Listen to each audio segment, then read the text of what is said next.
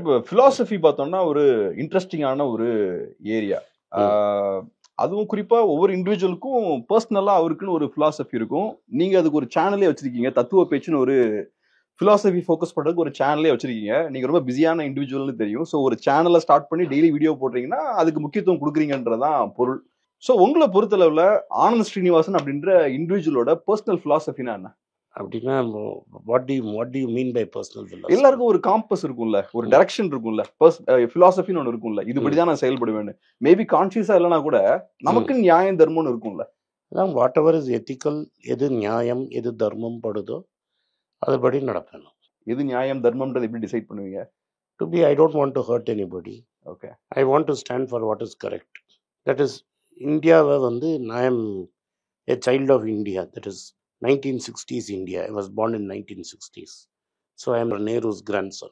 So I am a Nehruvian secular Indian. So என் ரிலிஜனுங்கிறது என் வீட்டுக்குள்ளே எனக்கு எவ்வளோ தூரம் என் ரிலிஜனை ப்ராக்டிஸ் பண்ணுறதுக்கு கடமை இருக்கோ, ரைட் இருக்கோ, அவ்வளோ தூரம் கேப்ரியலுக்கு அவனோட ரிலிஜனை ப்ராக்டிஸ் பண்ண ரைட் இருக்குது. அது அவ்வளோ தூரம் முகமதுன்னு எனக்கு ஃப்ரெண்டு ஒருத்தர் இருந்தானா அவனுக்கு அவனோட ரைட் இருக்குது. நான் வந்து வெஜிடேரியனாக இருக்கணும். My friend has the right to sacrifice a lamb and eat that. அவனை நான் கைட் பண்ண முடியாது. என்னோட ரிலிஜனை I can not focus push it on you or நான் யார் மேலேயும் என் ரிலிஜனை புஷ் பண்ண முடியாது. என்னோட பர்சனல் பிலீஃப். வாழ்க்கையை இப்படி தான் நடத்தணும்னு ஒரு ஃபிலாசபி இருக்குது. அந்த ஃபிலாசபி நான் வந்து பொய் சொல்ல மாட்டேன், திருட மாட்டேன், மற்றவன் பொருளுக்கு ஆசைப்பட மாட்டேன்.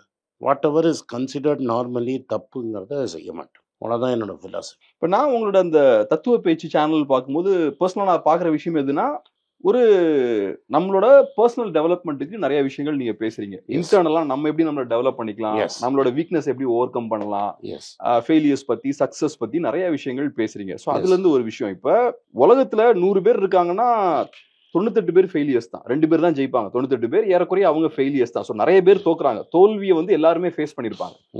ஏன் தோல்வி ஏற்படுது, நம்ம ஏன் தோல்வியை ஃபேஸ் பண்றோம்? நிறைய பேர் தோல்விக்கான காரணங்கள் என்ன? தோல்வியோட காரணம் வந்து நம்ம எக்ஸ்பெக்டேஷன்ஸ் ரொம்ப ஜாஸ்தியாக இருக்குது. What can be controlled and what can not be கண்ட்ரோல்னு இருக்குது. என் கண்ட்ரோலில் என்ன இருக்குது, என் கண்ட்ரோலில் என்ன இல்லைன்னு இருக்குது. என் கண்ட்ரோலில் என்ன இருக்கோ அதை மட்டும்தான் நான் செய்யணும். என் கண்ட்ரோலில் இல்லாததை பற்றி நான் கவலைப்பட்டேன்னா நிம்மதி போயிடும். தோல்விங்கிறது வர்றதுனால நம்மளை கண்ட்ரோலில் இல்லாததை பற்றி நம்ம நினைக்கிறது. ரெண்டாவது, என்னோட பிலீஃபு மேலே ஒரு கடவுள் இருக்கான், அவன் எல்லாம் பார்த்துப்பாங்கிறது என் பிலீஃப் கிடையாது. The world is rational and random. யாருக்கு வேணால், எங்கே வேணால், எப்போ வேணால், எது வேணால் நடக்கணும். வரதை எதிர்கொள்ளுண்டு நம்ம போக வேண்டிதான். வரதை எதிர்கொள்ளடா கர்ணா அப்படிமா ஒரு பாட்டில் கண்ணதாசன். ஸோ அது மாதிரி வரதை நம்ம அக்செப்ட் பண்ணிக்கணுமே தவிர, வரதை நான் ரெசிஸ்ட் பண்ணேன்னா தோல்வி வருது. வரதை நான் அக்செப்ட் பண்ணிக்கிட்டேன்னு I don't have any problem. In fact 2019 நாங்கள் எலெக்ஷன் தோத்த அன்னைக்கு யாருமே சேனலுக்கு போக மாட்டேன்னாங்க. நான் ஃபஸ்ட்டு போய் சேனலில் உட்காந்தேன். Because I thought and I still believe மக்கள் எனக்கு ஒரு இம்பார்ட்டன்ட் ரோல் கொடுத்துருக்காங்க to be an opposition. Even today people have given me a role to sit in the opposition space. அது ஒரு important role in a democracy. நீங்கள் என்ன நினைக்கிறீங்க, ஜெயிச்சாதான் அரசியல்னு நினைக்கிறீங்க? To be in opposition is also a response. To hold the government account is my job. அந்த ஒரு அரசாங்கத்தை கணக்கு கேட்க வேண்டியது என்னோட வேலை. அந்த பொறுப்பை எனக்கு கொடுத்துருக்காங்க, அந்த பொறுப்பை நான் செய்யணும். தமிழ்நாட்டில் ஆளுங்கட்சி பக்கமாக தான் எங்களுக்கு ஓட்டு போட்டிருக்காங்க. நான் ஒர்க் பண்ணது காங்கிரஸ் கட்சிக்காக. நான் கேண்டிடேட்டுக்கெலாம் ஒர்க் பண்ணேன். எங்கள் கட்சி தான் பவரில் இருக்குது. ஸோ என்கிட்ட சில பேர் கேட்பாங்க, நீங்கள் ஏன் திமுக கேள்வி கேட்க மாட்டேங்க? மக்கள் அந்த வேலையை எனக்கு கொடுக்கல. மக்கள் அந்த வேலையை அதிமுக கொடுத்துருக்காங்க, பிஜேபி கொடுத்துருக்காங்க, பாமக கொடுத்துருக்காங்க. நீங்கள் அவங்கள தான் போய் கேட்கணும். பிஜேபியை கேள்வி கேளு, ஏன்னா நான் பிஜேபியோட பாலிசி தப்பு அப்படின்னு ஆர்கியூ பண்ணது தான் என்னோட எலெக்ஷனில். நான் ஒரு 2 எலெக்ஷன்ஸாக ஃபைட் பண்ணுறேன், 19 and 24. 2 எலெக்ஷன்லேயும் என்னோட ஆர்கியூமெண்ட் வந்து பிஜேபி ஒரு ராங் பார்ட்டின்னு. So I take it as a pride that me மக்கள் எனக்கு ஓட்டு போட்டது வந்து it is make me sit in the opposition. 2014 56 ஓட்டு தான் இருந்தது. 2018 அது 58 59 ஆச்சு. We didn't do a good job. 2019 we are now at 102. 99 seat நாங்கள் ஜெயித்தோம். 3 பேர் எங்கள்கிட்ட சேர்ந்துட்டாங்க. 102 சீட்டு கொடுத்துருக்காங்க. They have doubled our position, almost doubled our position. அப்போ என்ன சொல்லியிருக்காங்க, நீ பண்ண வேலை நல்லா இருந்தது, but not yet enough to sit in the கவர்மெண்ட்டுன்னு தான் நான் பார்க்கணும். So I have to double down and ask more questions. அதுதான் என்னோட வேலை. அதை நான் ஏன் தோல்வியாக பார்க்கணும்? எலெக்ஷனில் என் மக்களை கன்வின்ஸ் பண்ணுற வரைக்கும் தான் என்னோட டியூட்டி. அந்த ஓட்டை எண்ணி ஓட்டை டிசைட் பண்ண வேண்டியது மக்கள். மக்கள் அது மாதிரி ஓட்டு ஆல் இந்தியா தமிழ்நாட்டில் நாங்கள் 2 வாட்டி எல்லா சீட்டும் ஜெயித்தோம். பட் ஆல் இந்தியா தான் மக்கள் அதுக்கு தான் ஓட்டு போட்டாங்க. அந்த வேலையை தான் நான் செய்யணும். ரைட். அது மாதிரி வாழ்க்கையில் எனக்கு இது நான் personal experience and this an answer. நான் ஏன் டிஎம்கே கேள்வி கேட்க மாட்டேங்க, நீங்கள் என்ன கேட்குறீங்க? மக்கள் என்ன டிஎம்கே கேட்குற ஓட்டு போடலை. மக்கள் டிஎம்கேயோட சேர்ந்து ஆட்சி பண்ண தான் எங்களை சொல்லியிருக்காங்க. மேண்டேட் அதான். ஓகே. என்னோட மேண்டேட் அதுதான். எனக்கு பர்சனல் மேண்டேட் அதுதான். அது மாதிரி என்னோட கண்ட்ரோலில் என்ன இருக்குது, என்னோட கண்ட்ரோலில் என்ன இல்லைன்னு தான் நான் பார்க்க முடியும். என் கண்ட்ரோலில் இருக்கிற வேலையை நான் ஒழுங்காக செஞ்சேன்னா, if something random happens in me, you have to learn to accept it. அதாவது இப்போ ஆல் ஃபெயிலியர்ஸ் கம். இந்த எல்லா தோல்வியும் வாழ்க்கையில் ஏன் வருதுன்னா, கண்ட்ரோல் இல்லாத விஷயத்தை நீங்கள் எக்ஸ்பெக்ட் பண்ணுறதும் அதை அக்செப்ட் பண்ணிக்காமல் இருக்கிறதுனால தான். இப்போ நான் லைஃப்ல பார்த்த ஒரு விஷயம் என்னன்னா சார், இப்போ நமக்கு தேவையான ஒரு உண்மை, ஒரு ட்ரூத்தை நம்ம முன்னாடி யாராவது கொண்டு வந்து நிப்பாட்டிட்டாங்கன்னா உலகத்தை நம்ம பார்க்கக்கூடிய விஷயமே மாறிடும். நமக்கு பெரிய ஒரு யூஸ்ஃபுல்லான ஒரு விஷயமா அது அமையும். இப்போ குறிப்பா நீங்க சொன்ன விஷயம் இருக்கு இல்லையா, நம்ம கண்ட்ரோல்ல எது இருக்கோ அதை தான் நம்ம கவலைப்படணும், அதை பத்தி தான் கவலைப்படணும்னு சொன்னீங்க. இதை நான் ஃபர்ஸ்ட் டைம் ஆக்சுவலா ஜோர்டன் பீட்டர்சன் இதை ரெகுலரா சொல்லுவார். சொல்லும் போது அதை உள்வாங்கினதுக்கு அப்புறம் எனக்கு ரொம்ப நிம்மதியா இருந்தது. ஆக்சுவலா நிறைய விஷயத்தை பத்தி நான் கவலைப்படுறத நிப்பாட்டிட்டேன். ஸோ ஒரு ட்ரூத் இல்லைன்னா ஒரு முக்கியமான ஒரு தத்துவம் வந்து நம்ம லைஃபை ராடிக்கலா சேஞ்ச் பண்றதுக்கான பொட்டன்ஷியல் அதுக்குள்ள இருக்கு, ஒரு இன்ஃபர்மேஷனுக்கு. ஸோ அந்த வகையில் முக்கியமான மோட்டிவேட்டர்ஸ் இல்லைன்னா நம்ம லைஃபை சேஞ்ச் பண்ணக்கூடிய கெப்பாசிட்டி உள்ள ஒர்க்ஸ் ஆத்தர்ஸ்னா யாரை சொல்லுவீங்க? நிறைய பேர் இருக்காங்க. ஒரு 5-6 பேர். என் லைஃப்பில் ஃபஸ்ட்டு நான் ரொம்ப இம்பார்ட்டண்ட்டாக first text Gita, Bhagavad Gita for me. கோவத்தை உடனும் ஏன் அப்படிங்கிறது கற்றுண்டதுன்னா, அண்ட் நம்ம டியூட்டியை நம்ம செஞ்சுட்டே இருக்கணும், ரிசல்ட்டை எதிர்பார்க்கக்கூடாதுன்னு கற்றுண்டது பகவத்கீதையிலேருந்து. செகண்ட் சாப்டர் எஸ்பெஷலி கீதையில் 2வது சாப்டர் ரொம்ப இம்பார்ட்டண்ட்டான சாப்டர். அதில் நான் கற்றுண்டது ஃபிலாசபின்னு சொன்னீங்கன்னா ரமண மகரிஷி நான் யார் அப்படிங்கிறது கம்ப்ளீட்டாக என்னை இன்ஃப்ளூயன்ஸ் பண்ணது. என்னோடய டஃப் டைம்ஸில் என்னோட வந்தது ரமண மகரிஷி. அதுக்கப்புறமா விக்டர் ஃப்ராங்கலோட book man search for meaning அப்படிங்கிற ஒரு புக்கு என் லைஃபையே திருப்பி போட்டுது. அதே மாதிரி இன்டரில் ஆரம்பித்த ஆண்டி க்ரோவ்னு ஒருத்தர் இருந்தார். ஸ்விம்மிங் அக்ராஸ் த டிச்சுன்னு அவரோட ஃபஸ்ட்டு அமெரிக்காவுக்கு எப்படி தப்பித்து ஓடினார் அப்படிங்கிற ஒரு புஸ்தகம் என் லைஃப்பை மாற்றிட்டு. ஜார்ஜ் சோரோஸோட அப்பா எழுதின புக்கு ஒன்று இருக்குது, மாஸ்கரேடுன்னு. அதுவும் அதை நீங்கள் வந்து ஜார்ஜ் சோரோஸோட அண்ணன் தந்தான். அந்த சோரோஸ் இன்விசிபிள் சோரோஸ் பாங்க அவர். அந்த 3 பேரோட லைஃப்பையும் நீங்கள் படித்தீங்கன்னா வெரி இம்பார்ட்டண்ட்டான திங். மன்மோகன் சிங் என்னோட லைஃபோட டைரக்ஷனையே கம்ப்ளீட்டாக திரும்பி எனக்கு இவ்வளோ தூரம் சோரோஸ்ன்னு பேசுகிற அளவுக்கு சோரோஸ் யாருன்னு சொல்லி கொடுத்ததே மன்மோகன் சிங் தான். மன்மோகன் சிங் அண்ட் மன்மோகன் சிங் மூலமாக வந்தது Adam Smith, Fred Hayek and Karl Popper. இதுதான் என்னோட அண்ட் அதனால வந்தது மன்மோகன் சிங் அறிமுகப்படுத்தி வச்சாருன்றீங்களா? ஆமாம், இது எல்லாமே சொரோஸ்லேருந்து இது வரைக்கும் எனக்கு வந்ததே மன்மோகன் சிங்னால. இந்த சொரோஸ் படித்ததுனால தான் எனக்கு ஸ்பினோசா த ஃபிலாசபர், ஸ்பினோசா, செனக்கா, பஃபெட், கிரஹாம் இது எல்லாமே மன்மோகன் சிங்லேருந்து வந்தது தான். மன்மோகன் சிங்னால இதெல்லாம் மற்ற ஃப்ரம் சொரோஸ் டு செனக்கா இது எல்லாமே நான் கற்றுண்டது மன்மோகன் சிங்னால தான். பர்சனலாக ஃபெயிலியர்ஸை எப்படி பார்ப்பீங்க, அப்புறம் அதை எப்படி அப்ரோச் பண்ணுவீங்கலாம் சொன்னீங்க. அதுலேருந்து மீண்டு வரதுக்கு என்ன வேணும்னு நினைக்கிறீங்க? 37 வயசு வரைக்கும் நான் ரொம்ப கட்டப்பட்டேன். Round about 40-41 I got to peace. 42 வயசு தான் I got realisation on this.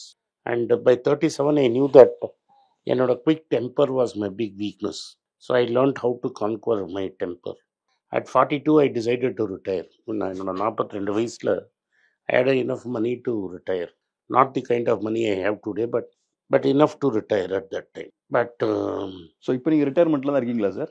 mentally I'm very busy. Yeah. But people say I am busy. People நான் ரொம்ப பிஸியாக இருக்கேங்கிறாங்க. But no, I am switched off. I am not really working for anything anymore. So 42லேருந்து 49 period was ஒரு மாதிரி retirement.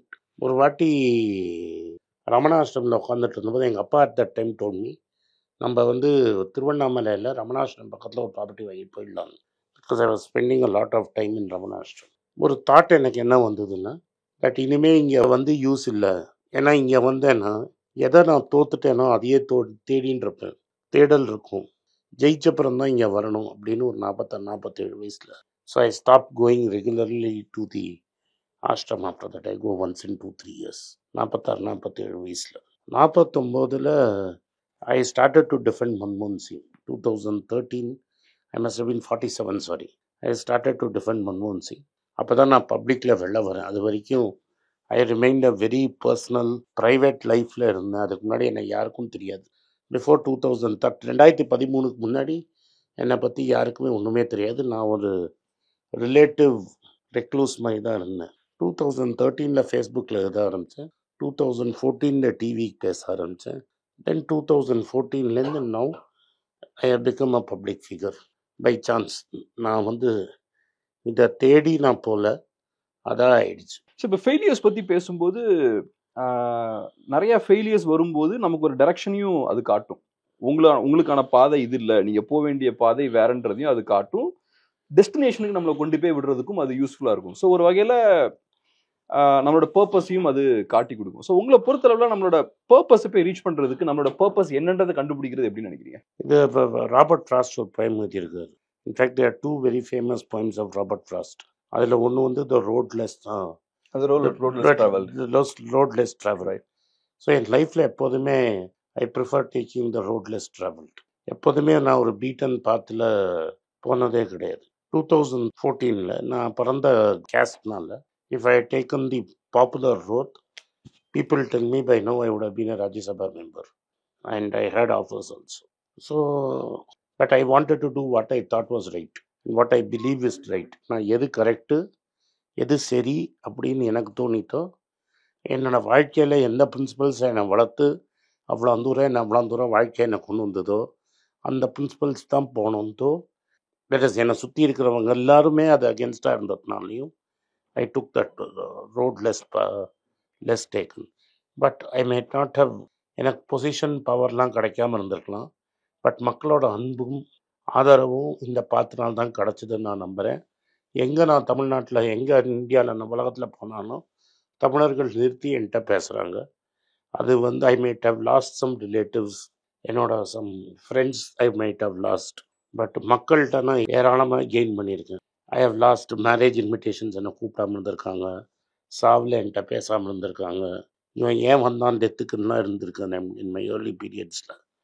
But because நான் அந்த roadless ட்ராவலில் இருந்ததுனால and I believe what I did was right. People of Tamil மக்களும் உலகத்தில் எங்கே தமிழ் மக்கள்லாம் இருக்காங்களோ அவங்க என்ன ஆதரிச்சிருக்காங்க, கட்டி பிடிச்சிருக்கிறாங்க. அந்த லாஸ் ஆஃப் கம்யூனிட்டி, என்னோட பிறந்து வளர்ந்த கம்யூனிட்டியோட லாஸை இது ஈடுகட்டியிருக்குன்னு தான் நான் சொல்லுவேன். இப்போ நான் பார்த்த அளவில் நீங்கள் ரோட்லெஸ் ட்ராவல் பற்றி பேசுனீங்க, அது ரைட். அது இன்னொரு சைடு என்னென்னா, யங்ஸ்டர்ஸ் எல்லாருமே எடுத்துக்கோங்களேன், உங்களுக்கு என்ன ஆகணும்னு கேட்டிங்கன்னா அவங்களுக்கு பெரிய கிளாரிட்டி இருக்காது. எல்லாரும் இன்ஜினியரிங் படிக்கிறாங்க, நான் இன்ஜினியரிங் படிக்கிறேன். டாக்டர் படித்தா நல்லா சம்பாதிக்கலாம், இல்லைனா எம்பிஏ படித்தா நல்லா பெரிய ஒரு கார்பரேட்டில் போய் ஒர்க் பண்ணலாம், கம்பெனியில் ஒர்க் பண்ணலாம். ஆனால் நான் யார், எனக்கு என்ன தேவை அப்படின்ற கிளாரிட்டி பெருசாக இருக்காது. அது எப்படி கண்டுபிடிக்கலாம்னு நினைக்கிறீங்க? படித்தா தானே வரும். நம்ம படிக்கிறதையே கொண்டுட்டீங்களே. இப்போ என்னோட டைம்லலாம் படிக்கிறத தவிர வேறு ஆப்பர்ச்சுனிட்டியே கிடையாது, டிவியே கிடையாது. டிவி நான் 8th 9th படிக்கிறச்ச தான் ரெகுலர் சேட்டலைட் சேனல் வரத்துக்குள்ள நான் காலேஜே முடிச்சிட்டேன். பட் அஃப்கோர்ஸ் நான் சவுதியில் இருந்தேன் பல வருஷம், அதனால எனக்கு சேட்டலைட் சேனல் தெரியும். So we had to read நாங்கள் நியூஸ் பேப்பர் தான் படித்தாங்க. ஸோ 3ஆம் கிளாஸ்லேருந்தே நான் ஹிந்து படிச்சிருக்கேன். 78 ஃபஸ்ட்டு என்சைக்ளோபீடியா படித்தேன். I was 9 or 11 years old when I read my first biography, encyclopedia. ஃபுல்லாக படித்தேன், கவர் டு கவர், ஒரு ஹாலிடேயில். எவ்வளோ வால்யூம்ஸ்? ஒரு பெரிய வால்யூம் இருந்தது. Okay, 1500 page. ஸோ அது ஐ மக்டப்னா என்னதுன்னா, எனக்கு ஒரு நேச்சுரல் மெமரி இருந்தது. அதில் நான் நெவர் ஸ்டாப் ரீடிங். ஒரு 10,000 புஸ்தகம் படிச்சிருப்பேன். இன்றைக்கும் நான் புஸ்தகம் படித்தேன். இப்போ ரீசெண்டாக சோழர்களை பற்றி ஒரு புஸ்தகம் படித்தேன். It disturb me so much. இது வரைக்கும் நான் சோழர்களை பற்றி நினச்சதை கம்ப்ளீட்டாக அதை வேறு மாதிரி தூக்கி போட்டுடுச்சு. I am not able to deal with that reality even today. யார் நமக்கு இந்த lords of the Deccan book அது இல்லை மனு. இது இன்னும் கரண் செட்டின்னு ஒரு பையன் எழுதியிருக்கான். Remarkably researched. அதனால் இன்னும் I am not able to digest that book. அது நான் இத்தனை நாள் நான் ஹிஸ்ட்ரின்னு நினச்சது ஹிஸ்ட்ரி இல்லை அப்படின்னு தூக்கி வாரி போட்டது என்ன அந்த புஸ்தகம். ஏன்னா I was so influence by கல்கியோட பொன்னியின் செல்வன் தான் தமிழ்நாட்டில் நரேட்டிவ். அந்த நரேட்டிவ் உண்மை இல்லைங்கிறது அந்த புஸ்தகம் காமிச்சது. That is why it was very important. Change so அதனால புஸ்தகம் தான் only way to get knowledge. நம்மளை பத்தி புரிஞ்சுக்கிறதுக்கும் அதான் அதான் நினைக்கிறீங்க. Only way. ஸோ இப்போ சேஞ்சுன்றது ரொம்ப அவசியம். இப்போ உங்க லைஃப்லயே அந்த நம்ம டைரக்ஷனை மாற்றணும், கம்ப்ளீட்டா நம்ம பண்ணிட்டு இருக்க விஷயங்களை தூக்கி போட்டு புதுசா ஒன்று பண்ணணும் நீங்க நினைக்கும் போது தான் உங்களுக்கு பெரிய க்ரோத் கிடைச்சிருக்கு. பட் சேஞ்சுன்னு வரும்போது அதுல நிறைய இன்செக்யூரிட்டிஸ் இருக்கு, பயம் இருக்கு. அதை மாற்றத்தை எப்படி அப்ரோச் பண்ணணும்னு நினைக்கிறீங்க? Change is innovative. ஸ்டெபிலிட்டிங்கிறது ஒன்றுமே கிடையாது. நீங்கள் மீடியாவில் இருந்திருக்கீங்க. என்னோட லைஃப் டைமில் ஹிந்து காலி ஆகிடும் நான் நினச்சே பார்க்கல. நீ ஹிந்து இஸ் பேசிக்லி இரலவெண்ட். மெட்ராஸில் ஹிந்து நியூஸ் பேப்பர் இரலவெண்ட் அப்படின்னு நான் சொல்லுவேன்னு நான் நினச்சி பார்த்ததே கிடையாது. But the truth is Hindu is irrelevant today. இப்போ கூகுள்லாம் அசைக்கவே முடியாதுன்னு நினைச்சேன். இப்போ ஏஐ வந்ததுக்கப்புறம் கூகுளை சேலஞ்ச் பண்ணுதுன்றாங்க artificial intelligence. See, I do not know whether Google is challenged, but it can be challenged. சேலஞ்ச்னு சொல்றாங்க. Right It can be. Right இன்னைக்கு நான் இன்டர்நெட்டில் டேபிளே கூகுள் தான். Right The table is Google. Right On that you have several games. Right. இந்த டேபிளவே ஆடுமா? ஆடுறதுக்கு வாய்ப்பு இருக்கு. Right. But I should be willing to. நான் ஃபேஸ்புக் தான் எழுத ஆரம்பித்தேன். ஃபேஸ்புக்கில் இங்கிலீஷில் எழுதிட்டு இருந்தேன். அதுக்கப்புறமா தந்தி டிவி போனேன். தந்தியிலேருந்து என்ன டிவி 2 அப்பியரன்ஸில் கட் பண்ணிட்டாங்க. அதுக்கப்புறம் நான் வந்து நியூஸ் 7 செந்தில், என் ஃப்ரெண்டு செந்தில் இப்போ தமிழ் கேள்வி சேனல் நடத்துகிறாரு. அவர் தான் ரிப்பீட்டடாக ஒரு 30 நாள் சான்ஸ் கொடுத்தாரு. So that made me what I ஆம் டுடே. ஸோ எனக்கு தெரியாத பாஷை தமிழ், எனக்கு ரொம்ப பாண்டியத்தியம் இல்லாத பாஷை. என்னால் தமிழில் எழுதலாம் முடியாது, கஷ்டப்பட்டு படிப்பேன், அவ்வளோதான். பட் எனக்கு அந்த தமிழ் தான் எனக்கு இந்த வாய்ப்பை கொடுத்தது. நான் வந்து என் ஒய்ஃப் வந்து ஒரு ரூரல் பேக்ரவுண்டு. நான் ரூரல் பேக்ரவுண்டில் இருக்கிற ஒரு பொண்ணை எங்கள் அம்மா என்னை கல்யாணம் பண்ணி, லவ்வெல்லாம் கிடையாது, எங்கள் அம்மா தான் கல்யாணம் பண்ணி வச்சாங்க. எங்கள் அம்மா அந்த பொண்ணை என்னை கல்யாணம் பண்ணி வச்சிருக்கலன்னா எனக்கு தமிழ் இவ்வளோ தூரம் கற்றுட்டு இருந்திருப்பேனாலே எனக்கு தெரியாது. ஸோ நான் தமிழ் கற்றுன்றது ஆக்சிடெண்ட். தமிழில் நான் பேசுறதுக்கு ஆள் இல்லாததுனால and in spite of his ideological misgivings எனக்கு வாய்ப்பு கொடுத்தாரு. நான் ஒரு பிராமணன், என்னை யாருன்னே தெரியாது. No other TV channel was willing to touch me. இங்கே தமிழ்நாட்டில் Brahmin is not a welcome person in any intellectual debates and all that. So இல்லை, இந்த மனுஷன் டிஃப்ரெண்ட்டுன்னு எனக்கு வாய்ப்பு கொடுத்தது செந்தில். நான் டிமானிட்டைசேஷன் அப்போஸ் பண்ண அப்புறம் rest of the TV community adopted me. But அது வரைக்கும் எனக்கு டிமானிட்டைசேஷன் வரைக்கும் வாய்ப்பு கொடுத்தது தமிழ் கேள்வி செந்தில் தான். அதனால தான் இன்றைக்கும் யார் என்ன சொன்னாலும் செந்தில் கேட்டால் நான் இன்டர்வியூ நோனே சொல்ல மாட்டேன். ஓகே. ஸோ பிகாஸ் என்னோட ஒன் ஆஃப் மை ஃபிலாசபிஸ் கேட்டிங்க, எந்த ஏணியில் நம்ம ஏறி வந்தோமோ அந்த ஏணியை உடைக்க முடியாது. செந்தில் வேல் மேலே தான் ஏறி வந்தேன், அதை நான் மறந்துட முடியாது. ஸோ இது வந்து ஒரு சீரீஸ் ஆஃப் ஆக்சிடென்ட்ஸ். அதுக்கப்புறம் டிவியில் வந்து பிஜேபி ப்ரெஷர்னால என்னை கூப்பிடாமல் போயிட்டாங்க. அதுக்கு நான் ஒரு லெட்டர் கூட எழுதினேன் ஃபேஸ்புக்கில். அதுக்கப்புறமா ஒரு ஃப்ரெண்டு சொன்னார், நம்ம யூடியூப் ட்ரை பண்ணலாமேன்னாரு. YouTube took off. எந்த இயர் சார் இது? 2017. ஸோ ஸ்டார்டிங்லேயே உள்ள வந்துட்டீங்க. அப்போ யூடியூப் டுக் ஆஃப், இந்த பூம் டைம்லேயே. அதுக்கு முன்னாடியே நான் வந்து இது படிச்சிட்டேன், லாங் டெய்ல் அப்படின்னு ஒரு புத்தகம் படிச்சிட்டேன். That long tail told me that TV will die. So it was a lucky coincidence. ரொம்ப நன்றி சார், நிறைய விஷயத்தை ஷேர் பண்ணீங்க. ரொம்ப நன்றி. Thank you sir. பை.